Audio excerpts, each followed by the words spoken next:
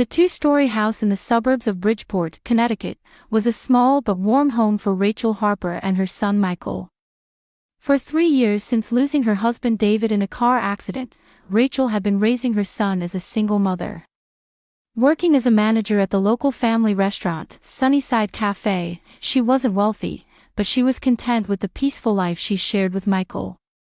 10-year-old Michael was a boy with brown eyes inherited from his father and a friendly smile. He had many friends at school and played as a pitcher on the baseball team. For Rachel, her son was everything in her life, and the time they spent together at dinner and helping with homework was an irreplaceable treasure. However, about 6 months ago, Michael's health began to show concerning changes. At first, it was mild stomach pain. Sometimes he would rest in the school nurse's office and come home feeling fine. Rachel thought it was something temporary, common during growing years. But the symptoms gradually worsened, with severe headaches and vomiting added to the mix. Holding her son as he suffered through the night, Rachel found herself rushing to the emergency room more and more frequently. Dr. Smith, their pediatrician, examined Michael carefully, but despite repeated blood tests and X-rays, the cause couldn't be identified. When the symptoms became severe, Michael would be hospitalized. After discharge, the symptoms would reappear after a while, leading to another hospitalization in a repeating cycle. Rachel reduced her work hours and devoted herself to caring for her son.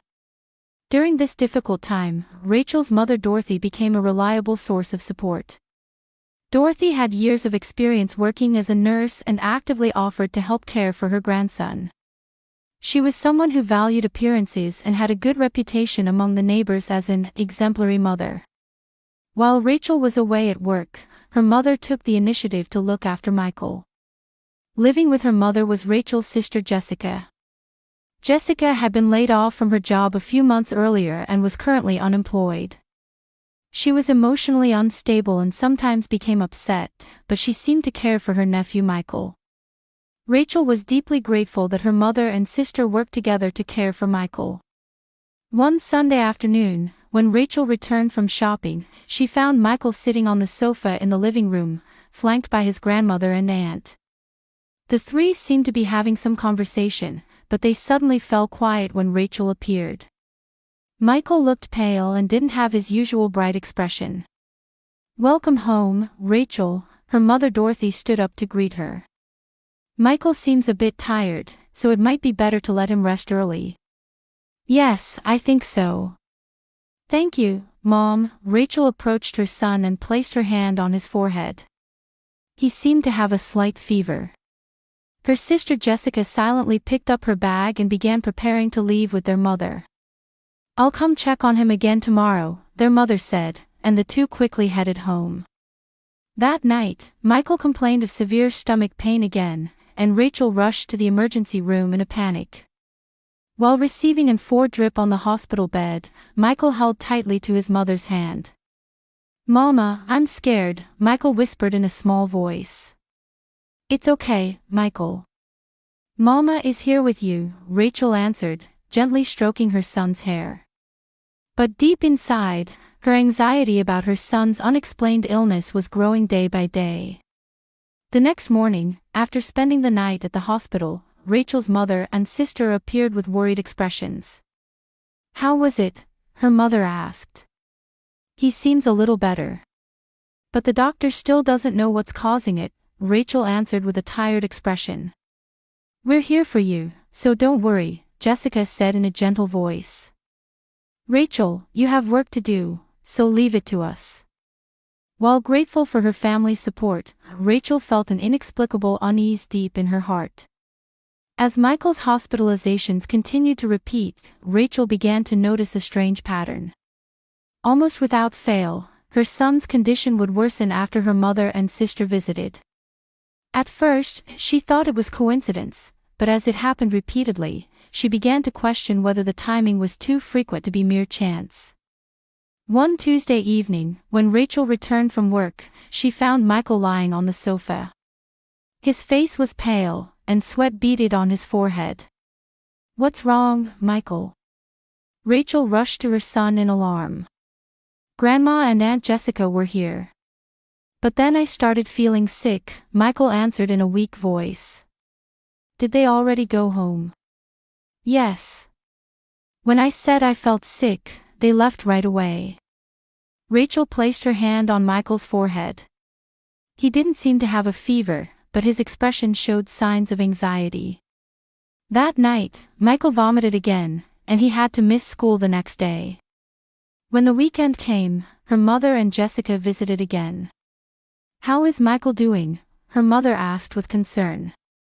He's been feeling a bit better since yesterday, Rachel replied, and Jessica made a suggestion.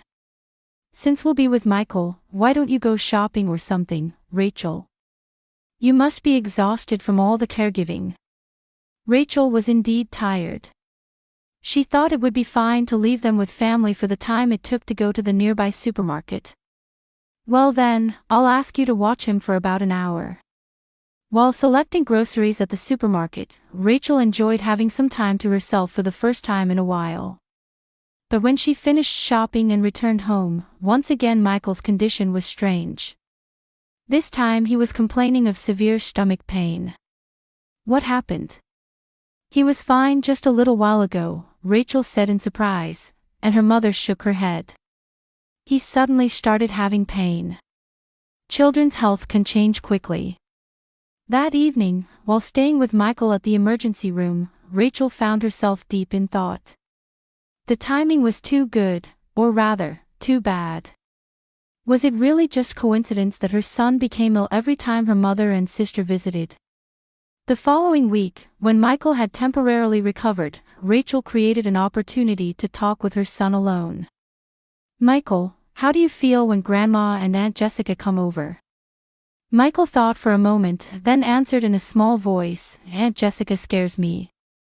Scares you? Why? I don't really know, but the way she looks at me is scary. And when Mama isn't here, she says strange things. Strange things like what? Michael hesitated. She told me not to tell Mama. Rachel's heart began to race. Michael, you can tell Mama anything. You don't need to keep secrets. But Michael wouldn't say anything more. He showed a fearful expression and tried to change the subject. Rachel didn't press her son further, but her suspicions were approaching certainty. That night, Rachel researched various things on the internet. Signs of child abuse, the effects of psychological abuse, and the concealment of abuse by family members. The more she read, the more shocked she became at how Michael's symptoms and situation matched. Having made up her mind, Rachel purchased a small hidden camera. She decided to install them in Michael's room and the living room to record what happened when she wasn't there. Though she wasn't good with technology, she was prepared to do anything to protect her son. The first weekend after installing the cameras, Rachel lied about having errands and went out. She actually spent time at a nearby cafe and returned home several hours later. Her mother and sister greeted her with their usual kind smiles, but Michael had shut himself in his room. That night, Rachel checked the recorded footage. The first hour passed without incident. However, in the footage from 30 minutes after Rachel had left, she witnessed a shocking scene. Jessica was hurling harsh words at Michael. It's because of you that Rachel is suffering. Pretending to be sick to get attention. Your father disappeared because you're a bad child. Michael cried and denied it, but Jessica continued the verbal abuse mercilessly. Even more terrifying, when her mother Dorothy came out of the room and saw the scene, she didn't try to stop it. Instead, she said, Jessica is right. You need to be a better child, adding to Jessica's actions. The footage continued. There was a scene where Jessica grabbed Michael's arm tightly, digging her nails in. Even when Michael cried out in pain, the two women laughed. And the most shocking part was when Jessica brought something from the kitchen and tried to make Michael drink it. Michael resisted, but their mother forcibly held him down while Jessica made him drink the liquid. Immediately after that, Michael began complaining of stomach pain. In the footage, Jessica and their mother wore satisfied expressions. Rachel closed the laptop with trembling hands. Tears wouldn't stop flowing. To think that her own mother and sister had been doing such cruel things to her beloved son. She didn't want to believe it, but the evidence was right in front of her. The next morning, Rachel took time off work to visit a law office. She explained the situation to Anderson, a lawyer specializing in family law, and showed him the recorded footage. "This is clearly child abuse," Attorney Anderson said with a stern expression. "Not only physical abuse, but psychological abuse, and possibly the use of some kind of drugs. You should immediately report this to the police and Child Protective Services." "But they're my mother and sister," Rachel was confused. "Blood relations don't matter. Your child's safety is the top priority. Let's gather more evidence and take proper legal action." Rachel followed the lawyer's advice and decided to first keep detailed records. She organized Michael's symptoms, the dates and times of her mother and sister's visits, and the hidden camera footage. At the same time, she decided to consult with Dr. Smith, Michael's attending physician. When she showed the footage to Dr. Smith at the hospital, the doctor's expression became serious. "This explains why Michael's symptoms have been so inconsistent. There's a possibility of drug poisoning. Let's conduct detailed tests." The results of new blood tests detected trace amounts of laxatives and painkillers in Michael's system. Because small amounts had been administered over a long period, serious health damage had been avoided, but continued use could have been life-threatening. With this evidence in hand, Rachel finally resolved to take action. To protect her beloved son and for the sake of justice, she decided to fight. Even if the opponents were family members, this was unforgivable. Before going to the police station, Rachel had one last conversation with Michael. "Mama will protect you. I won't let you be scared anymore." For the first time, her son showed a relieved expression and hugged his mother tightly. On Thursday, after finishing her afternoon shift at Sunnyside Cafe, Rachel headed to the hospital to check on Michael. His condition had worsened since the night before, and he had to be hospitalized again. This was the 7th hospitalization. Rachel's heart was heavy, and the content of her consultation with the lawyer wouldn't leave her mind. When she parked her car in the hospital parking lot, Rachel noticed that her mother Dorothy's old sedan was already parked there. Sister Jessica was probably with her too. What would normally be a reassuring sight was now only a source of anxiety. She entered through the hospital's main entrance and took the elevator to the 4th-floor pediatric ward. The hallway was relatively quiet for the evening hours. Nurses were busily moving about, and children's voices could be heard in the distance. Michael's room was at the end of the hallway. As she walked along, checking the room number plates, Rachel stopped.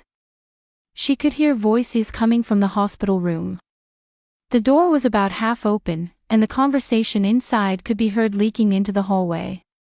It was her mother's and sister's voices. They were speaking in low voices, but in the quiet hallway, it was clear enough to understand. "We can't continue this much longer," Jessica's voice said. Rachel might be getting suspicious. "It's fine," her mother Dorothy replied. "It'll be over soon." Rachel's heart began pounding violently. What would be over? She hid behind the hospital room door and listened carefully. But what if that child says something? Jessica's voice carried anxiety. "Michael doesn't remember anything. The drug should have made his memory fuzzy too," her mother's voice was cold. "Besides, even if he says something, who would believe the rambling of a sick child?" Rachel took out her smartphone from her handbag with trembling hands. She opened the recording app and tapped the screen. Recording began. "Let's have him transferred next week," her mother continued. "At the state hospital, we have an acquaintance who's a doctor. We can have him write an appropriate medical certificate there." An appropriate medical certificate. A diagnosis that he has psychological problems. That way, Michael's testimony won't be believed. And Rachel won't be able to handle caring for her son anymore, so she'll probably put him in an institution. Rachel gasped. Her mother and sister were planning to have Michael committed to a psychiatric hospital. If we don't get caught, that's the end of it, Jessica laughed. Rachel will suffer for the rest of her life, never knowing what caused her son's illness. That's right. That child needed punishment. Her mother's voice had a chilling coldness. After marrying David, she started looking down on us. Through Michael, we taught Rachel about reality. It was fun at first, Jessica continued. Watching that child suffer was somehow refreshing. Seeing Rachel desperately nursing him was amusing too. But lately it's become troublesome, her mother sighed. We have to increase the drug dosage to get results, and Rachel is starting to get suspicious. Let's finish this quickly. Rachel felt tears streaming down her cheeks. To think that her own mother and sister were such cruel people. They had been using her son's suffering as revenge against her. What about the medical records? Jessica asked. Already arranged. My old colleague is at the records hospital, so she'll modify the past records a bit. We'll add records showing that Michael had psychological problems before. Amazing, Mom. You really are an experienced nurse. When you've been in this industry for 40 years, you build up connections. Even doctors will cooperate if you give them appropriate compensation. Rachel continued recording in disbelief. Her mother was even planning to bribe medical professionals. But will we really not get caught? Jessica still seemed worried. It's fine. Rachel would never suspect us. Normally, people don't think that their mother and sister would abuse their child, her mother answered confidently. That's true. And there's no evidence. Exactly. We've always acted carefully. The drugs we gave Michael were types that are quickly expelled from the body, and we carefully adjusted the amounts. We focused on psychological abuse so there would be no physical traces left on his body. Rachel's body shook with anger. The two had been treating her son like a complete test subject. What about the transfer procedures next week? Jessica asked for details. I'll explain to Rachel that more specialized treatment is necessary. If I say that the state hospital has better facilities and long-term hospitalization is possible, she'll be convinced. Meanwhile, we can make Michael's memory even more fuzzy. That's right. Under the name of drug therapy, we'll have them administer drugs that affect memory. Then he won't be able to remember the past. Rachel was horrified. The two were trying to erase her son's memories. What if Rachel comes to visit? We'll restrict visiting hours. If we explain that because he's psychologically unstable, contact with family should be limited, Rachel will understand. Eventually, Michael might even forget about Rachel. The two women's laughter echoed in the hallway. Rachel felt nauseous. But just in case, let's take out some insurance, her mother continued. If Rachel notices something, we'll prepare evidence to question her mental state. Single mother stress, psychological instability from her son's illness, we could use those reasons to possibly restrict her parental rights. That's a brilliant idea, Jessica was impressed. Then we would become Michael's guardians. Exactly. And we'll put him in an appropriate facility, and we'll be free. We'll let Rachel carry the grief of losing her son for the rest of her life. Rachel had reached her limit. While continuing to record, she quietly left the area. She couldn't enter the hospital room. If she saw her son, she would surely lose control of her emotions. She took the elevator down to the first floor and went outside the hospital. Sitting in her car in the parking lot, she stopped the recording. It was a 15-minute recording. Her mother and sister's horrifying plan was all recorded. Rachel dialed the lawyer's phone number with trembling hands. Anderson speaking. This is Rachel Harper. It's an emergency. Can I see you right away? What happened? I got decisive evidence. I recorded a conversation between my mother and sister. They're trying to put my son in a psychiatric hospital and erase his memory. She could hear the lawyer gasp on the other end of the phone. Please come to the office immediately. Let's contact the police and Child Protective Services. Ensuring your child's safety is the top priority. Attorney Anderson's office was still lit past 8 o'clock at night. After listening to the audio file Rachel had recorded, the lawyer nodded with a serious expression. This is perfect evidence. Child abuse, drug administration, falsification of medical records, bribery. Multiple serious crimes are recorded, Attorney Anderson said while saving the file. Let's contact the police and Child Protective Services right away. That same night, Rachel was questioned at the police station. The recorded audio, hidden camera footage, and Michael's blood test results, all evidence was submitted. Detective Inspector Thompson, an experienced woman, listened seriously to Rachel's story. Ma'am, you took very courageous action, Inspector Thompson said in a gentle tone. First thing tomorrow morning, we'll take protective measures for your child. And we'll request arrest warrants for the perpetrators. The next morning, Rachel headed to the hospital. Ms. Miller, a social worker from Child Protective Services, accompanied her. Michael seemed to be feeling better than the night before. Mama. Michael sat up in bed and looked at his mother. Michael, it's okay now. Mama has solved everything, Rachel gently embraced her son. Ms. Miller spoke gently to the child. Michael, you've been through very scary experiences. But you're safe now. The people who did bad things will never hurt you again.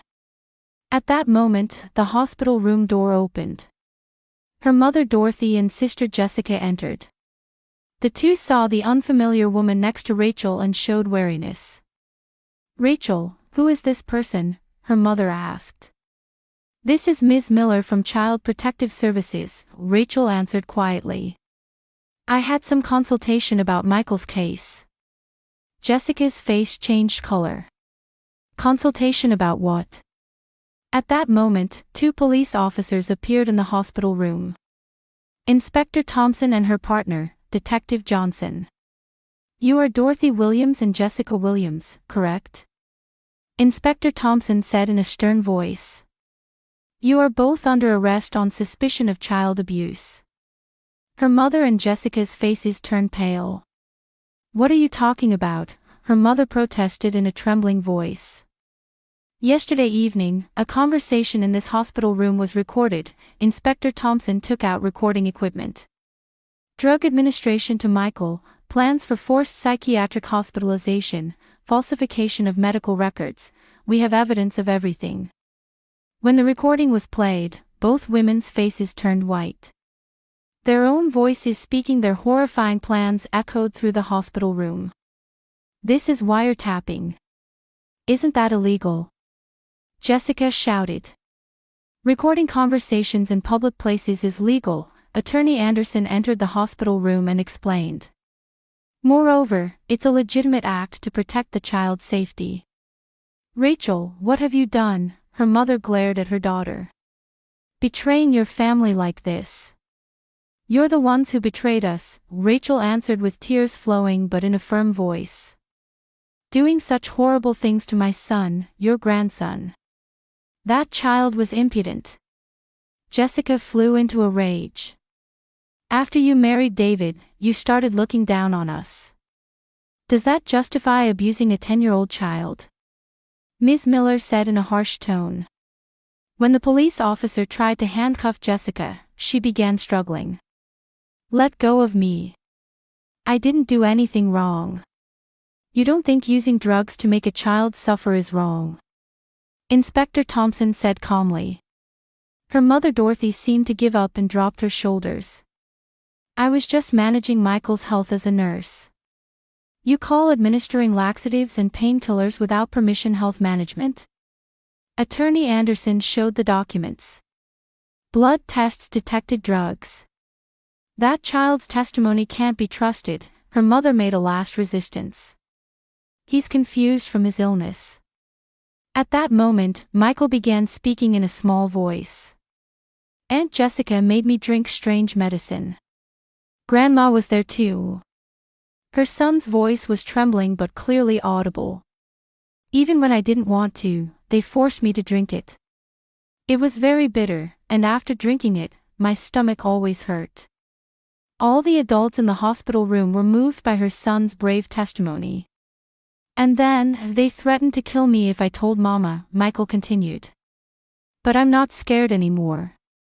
Mama will protect me. Jessica completely lost control, causing a commotion that brought nurses running. Her mother Dorothy was handcuffed in silence. I'm sorry I couldn't protect my son, Rachel bowed her head to Ms. Miller. You are an admirable mother, Ms. Miller answered gently. You noticed the truth and had the courage to act. That's what matters most. A few days later, the arrest of her mother and Jessica was widely reported in local news. With the headline, Child Abuse Case by Former Nurse and Daughter, the details of the case were reported. The neighbors were shocked because on the surface, they had seemed like an exemplary family. The trial began 3 months later. Rachel and Michael testified as witnesses. Michael, though trembling with fear, told the truth. The hidden camera footage and recorded conversations became decisive evidence. I sentenced defendant Jessica Williams to 5 years imprisonment for child abuse, the judge read the verdict. I sentenced defendant Dorothy Williams to 3 years imprisonment as an accomplice. In the courtroom, Jessica showed no sign of remorse to the end. I hated that child, she shouted. Her mother Dorothy apologized in her final statement, but it was merely formal, concerned with appearances. After the verdict, Rachel was surrounded by reporters.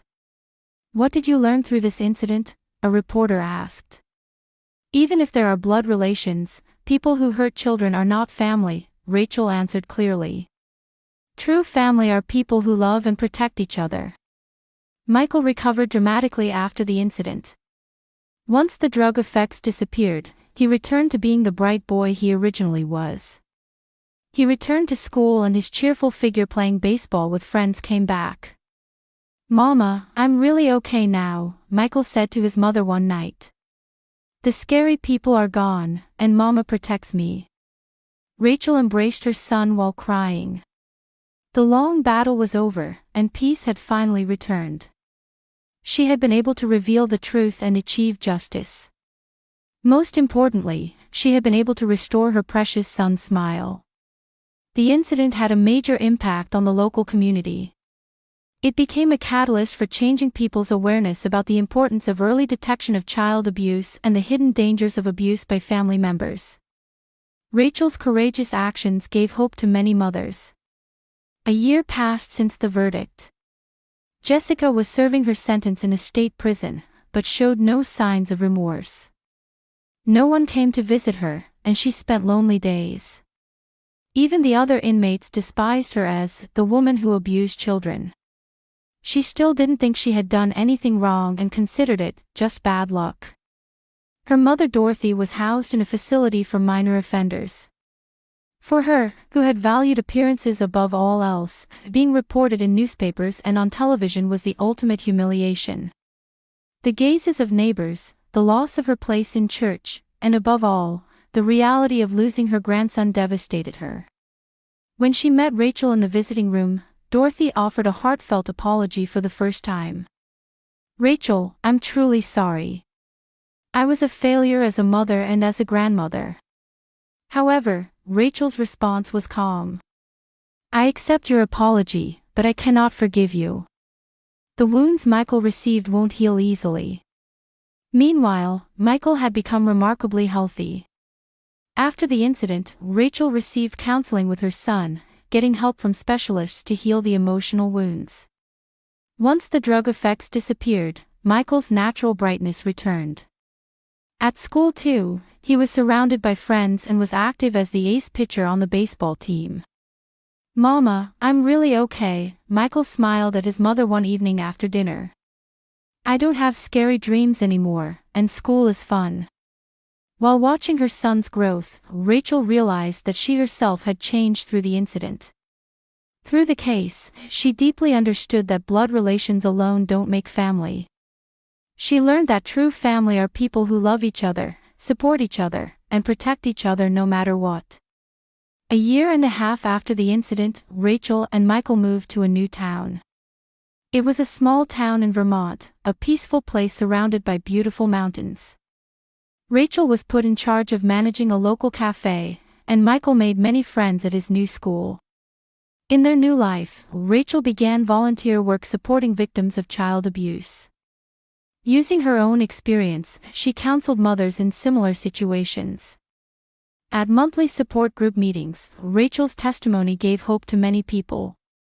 At first, I couldn't bring myself to suspect my family, Rachel spoke to the gathered mothers. But I learned that the child's safety is most important. Even if there are blood relations, people who hurt children are not true family. One of the participants asked, "How were you able to find the courage?" "I wanted to protect my son's smile, that was my sole motivation," Rachel smiled. A mother's love gives you the strength to overcome any difficulty.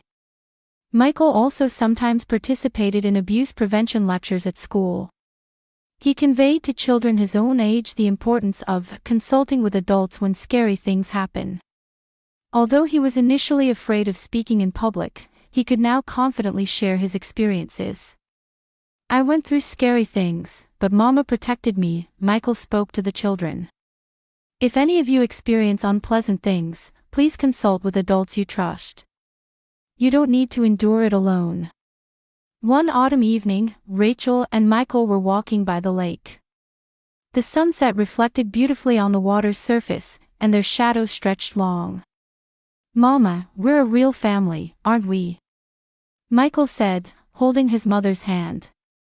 "Of course we are, Michael," Rachel gently squeezed her son's hand back. "We're the best team. When I grow up, I want to be strong like Mama." "You're already strong enough. You were very brave through all of this." The two sat on a bench by the lake and spent quiet time together. Bird calls could be heard in the distance, and the wind gently caressed their cheeks. The pain of the past might never completely disappear, but a future full of hope awaited them. "Family isn't about blood relations, is it?" Michael murmured. "That's right. True family are people who cherish each other and protect each other." Rachel looked at her son. "Like us." As the sunset sank behind the mountains, mother and son took each other's hands and headed home. The new life they had built in their new town, and their unshakable bond. For Rachel and Michael, this was the beginning of true family. A bright future spread before the two who had overcome their difficulties.